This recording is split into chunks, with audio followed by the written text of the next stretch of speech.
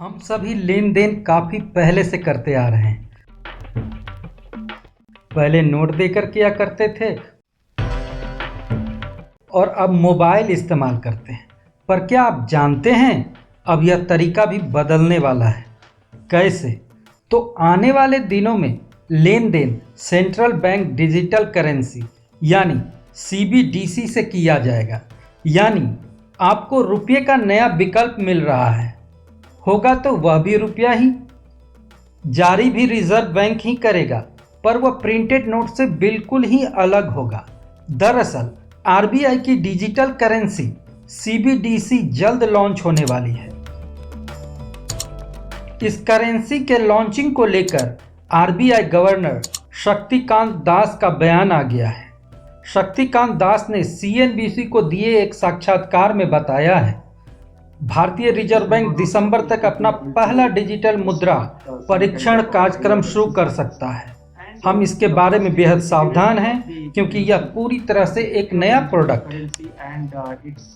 Integrity, that is very important.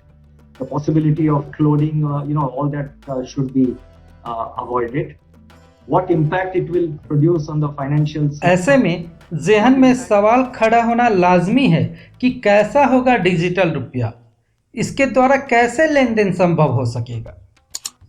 Digital रुपया cash का electronic रूप होगा। जैसे आप कैश का लेन देन करते हैं वैसे ही आप डिजिटल करेंसी का लेन देन भी कर सकेंगे। इससे ट्रांजैक्शन बिना किसी मध्यस्थ या बैंक के हो जाएगा। रिजर्व बैंक से डिजिटल करेंसी आपको मिलेगी और आप जिसे पेमेंट या ट्रांसफ़र करेंगे उसके पास पहुंच जाएगी।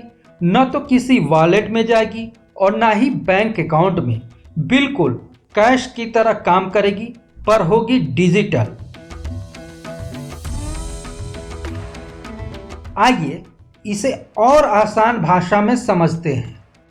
डिजिटल करेंसी का इस्तेमाल कॉन्टैक्टलेस पेमेंट करने में किया जाता है।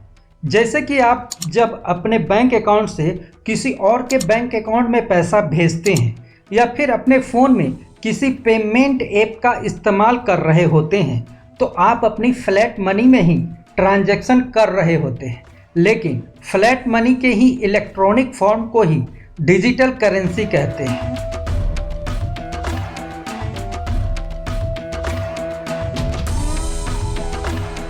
जब आप इसी पैसे को ATM से निकाल लेते हैं तो वो कैश बन जाता है। आपको लग रहा होगा कि डिजिटल ट्रांजैक्शन तो बैंक ट्रांसफ़र, डिजिटल वॉलेट्स या कार्ड पेमेंट से हो ही रही हैं, तब डिजिटल करेंसी अलग कैसे हो गए? यह समझना बेहद ज़रूरी है कि ज़्यादातर डिजिटल पेमेंट्स चेक की तरह काम करते हैं।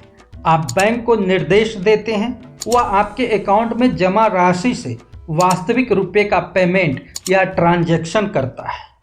उदाहरण के लिए, अगर आपने क्रेडिट कार्ड से कोई पेमेंट किया तो क्या तत्काल सामने वाले को मिल गया? नहीं ना। डिजिटल पेमेंट सामने वाले के अकाउंट में पहुंचने के लिए 1 मिनट से 48 घंटे तक ले लेता है। यानी पेमेंट तत्काल नहीं होता, उसकी एक प्रक्रिया है। जब आप डिजिटल करेंसी या डिजिटल रुपया की बात करते हैं तो आपने भुगतान किया और सामने वाले को मिल गया। यही इसकी खूबी है। अभी हो रहे डिजिटल ट्रांजैक्शन किसी बैंक के खाते में जमा रुपये का ट्रांसफ़र मात्र है।